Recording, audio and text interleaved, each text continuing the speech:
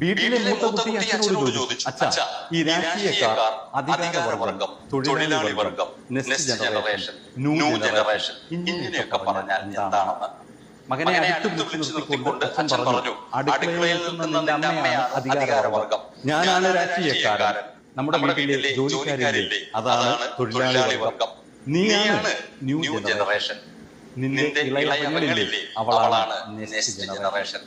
അവന് കാര്യങ്ങളൊന്നും തന്നെ മനസ്സിലായില്ല. രാത്രിയിൽ അവന് ഉറക്കം വന്നതേയില്ല. കാരണം ഇത് ചിന്തിച്ചുകൊണ്ടേയിരുന്നു. അപ്പോഴാണ് അവന്റെ ഇളയ പെങ്ങൾ വലിയമായി കരയുന്നത് കേട്ടത്. അവളെ എടുക്കുവാൻ ആരുമില്ലയോ എന്ന് നോക്കി അമ്മയുടെ മുമ്പിലേക്ക് നോക്കുമ്പോൾ അമ്മ നല്ല ഉറക്കത്തിലാണ്. അമ്മയുടെ അടുത്തിരുന്ന് തന്നെ അവൾ കരയുന്നുണ്ടായിരുന്നു.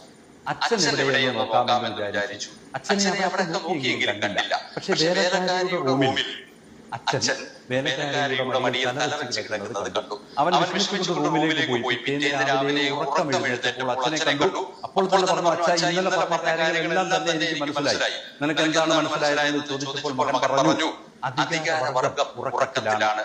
രാഷ്ട്രീയക്കാർ തൊഴിലാളി വർഗത്തെ ചൂഷണം ചെയ്യുന്നു.